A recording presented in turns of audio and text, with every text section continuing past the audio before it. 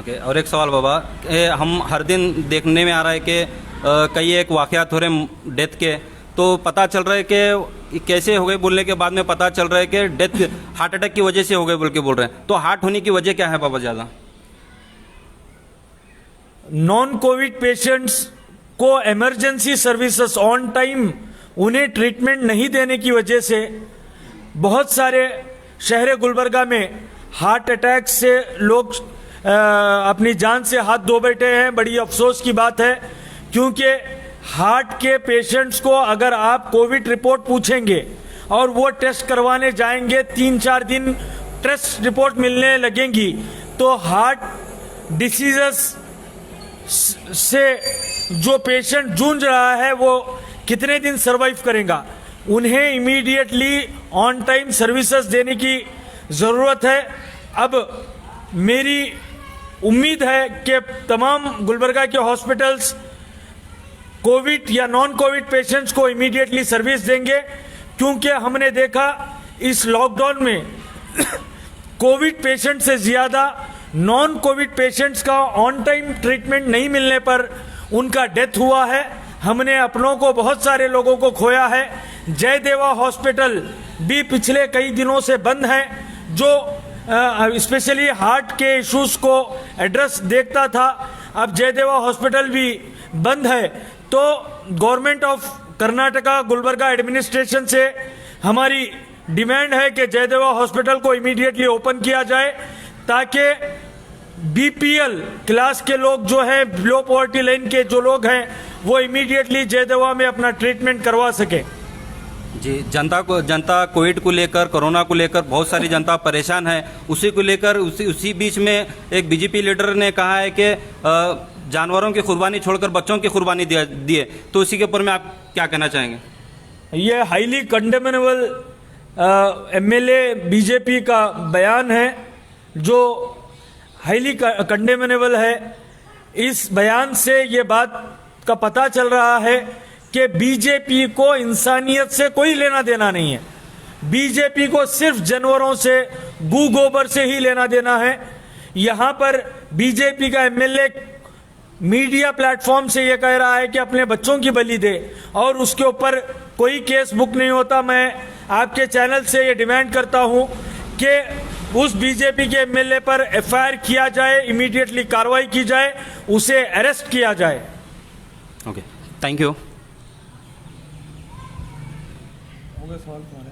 हाँ जी, और कुछ कहना चाहेंगे?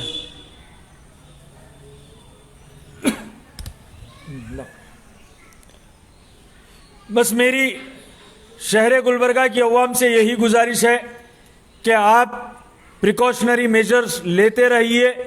अनलॉक 3 तो किया गया है, गवर्नमेंट सिर्फ अपने पेश नज़र इकोनॉमी एक्टिविटीज़ रख रही है, और नरेंद्र मोदी ने तो पूरा खुलकर कह दिया कि आत्मनिर्भर भारत, मतलब अगर आपको कोविड से बचना है तो आप खुद की मदद करना है, अगर नहीं तो एडमिनिस्ट्रेशन कोई मदद करने के लिए तैयार नहीं है।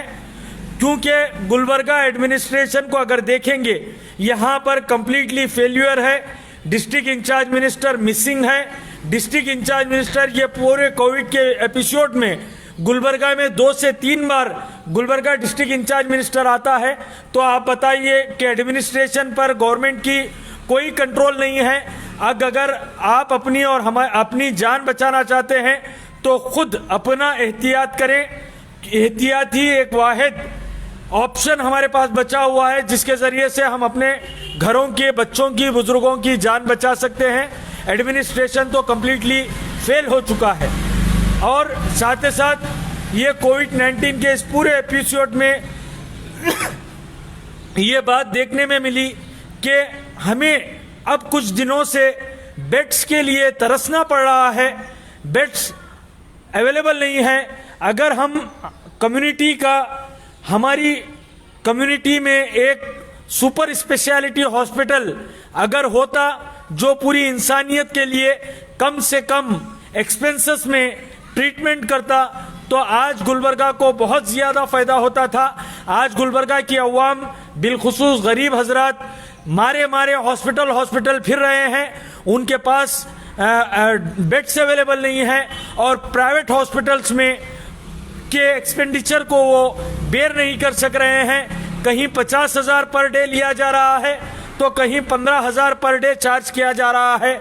तो आप बताइए कि बिलो पॉवर्टी लाइन के लोगों को अगर खुदा न खास्ता कोविड होता है तो वो कैसे अपना इलाज कराएंगे। तो गुलबर्गा में एक super speciality hospital community basis पर बनने की ज़रूरत है। इसके लिए शहर के जिम्मेदारान आगे आने की ज़रूरत है। एजुकेशन और हेल्थ हमारे ज़िंदगी का एक अहम हिस्सा है। इसके लिए हम अगर शहर के जिम्मेदारान मिल बैठकर एक सुपर स्पेशलिटी हॉस्पिटल जिसमें तमाम चीज़ों की इलाज की जाए कम से कम एक्सपेंडिचर में, इस किस्म का एक हॉस्पिटल अगर गुलबर्गा में आने वाले दिनों में कायम अगर होगा तो गुलबर्गा की अवाम को इससे बहुत बड़ा फ़ायदा होगा। तो शहर गुलबर्गा की जिम्मेदारान से मेरी गुजारिश है कि इसके ऊपर गौर व फिक्र कीजिए। आने वाले दिनों में एजुकेशनल इंस्टीट्यूशंस तो फिर भी माइनॉरिटीज़ के हैं, अब एक मेडिकल हॉस्पिटल अगर माइनॉरिटी का होगा तो उससे मिल्लत का बहुत बड़ा फ़ायदा होगा। लिहाजा कल ईद है, आलम इस्लाम को मैं अपनी जानिब से मजलिस खिदमत मिल्लत की जानिब से मुबारकबाद पेश करता हूँ और अल्लाह रब्बुल इज़्ज़त से दुआ करता हूँ कि अल्लाह ताला हमारी कल की कुर्बानी को कबूल फरमाए और नाराज़ अल्लाह ताला कल की हमारी कुर्बानी से राज़ी होकर इस वबा को आलम इंसानियत से इसका खात्मा फरमाए। और उम्मीद है कि इंशाअल्लाह ताला हमारी मुखलिसाना कुर्बानियों को अल्लाह कबूल फरमाएगा और अल्लाह ताला इस वबा को देश और दुनिया से ख़त्म फरमाएगा। मेरी फिर से गुलबर्गा की अवाम से अपील है कि जो हजरात कुर्बानी दे रहे हैं वो एक अल्लाह ताला का पसंदीदा अमल कर रहे हैं। आप एक अजीम इबादत के लिए जानवर को कुर्बान कर रहे हैं और उस जानवर की गलाजत से दूसरों को तकलीफ ना हो, इसके लिए ख़ास तौर पर आप सफाई का ख्याल रखें और कारपोरेशन के ऑफिसर्स के सर्विसेज को आप हासिल करें। सोशल मीडिया पर उनके नाम नंबर्स दिए गए हैं। पाकी सफाई का खास ख्याल रखिए क्योंकि बारिश का सीज़न भी चल रहा है और ये कोविड-19 की वबा भी चल रही है। हमें बड़ी एहतियात के साथ इस ईद को मनाना है और किसी इस ईद के ज़रिए से हमारी ऐसी कोई हरकत ना हो जिसके ज़रिए से अगियारों को यह मौका मिले कि हम पर उंगली उठाए, दीन इस्लाम पर उंगली उठाए। ऐसा मौका ना दें। पाकी और सफाई का ख़ास ख्याल रखें। यकीनन हमें कुछ दिन पहले से 2-3 दिन से जानवर लेकर आने जाने में बहुत सारी मुश्किलात का सामना करना पड़ रहा है।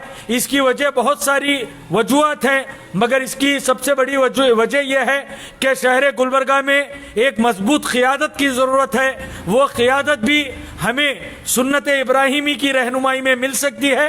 वो इसार कुर्बानी का जज्बा अगर शहर के ज़िम्मेदारान में आ जाएगा तो इंशाअल्लाह ताला शहर गुलबर्गा में एक मजबूत क़ियादत फिर से उभरेंगी और ऐसे जो मसाइल जो दरपेश आ रहे हैं, एनआरसी में हो या फिर लॉकडाउन में हो या फिर ईद के मौक़ों पर हो, ऐसे मसलों को क़ियादत मजबूती के साथ मुकाबला कर सकती है। लिहाजा फिर से एक मरतबा मैं ईद उल अज़हा की मुबारकबाद पेश करता हूँ और साथ ही साथ इंडियन न्यूज़ के चीफ एडिटर जनाब गयासुद्दीन साहब मुबारकबाद देता हूं कि उन्होंने एक नया चैनल गुलबर्गा में लॉन्च किया है और उम्मीद करता हूं कि fourth pillar of the democracy जो मीडिया है उसे वो मजबूत करेंगे, ग्राउंड रियलिटी को अवाम तक पहुंचाएंगे, ईमानदारी से हर खबर को अवाम तक पहुंचाएंगे और अवाम को ये कोविड-19 में होने वाले बीजेपी के स्कैंडल्स और इंतजामिया की लापरवाही को अवाम के सामने लाएंगे और अवाम के मसाइल को हल करने में ये हजरत नौजवान पूरा ईमानदारी के साथ, ऑनेस्टी के साथ काम करेंगे। और मैं इन नौजवानों को उम्मीद दिलाता हूँ, यकीन दिलाता हूँ कि आप आगे बढ़िए, हमारा सपोर्ट आपके साथ मुकम्मल तौर पर रहेगा।